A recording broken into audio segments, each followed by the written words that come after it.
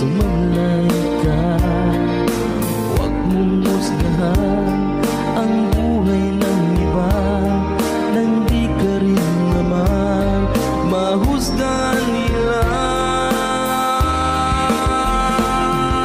Siya raw ang may sala, akala mo lang yun. Marami siyang mali, maling-mali po yun. Hindi siya totoo, hindi yun ganun. Baka naman kasi akala mo lang yun.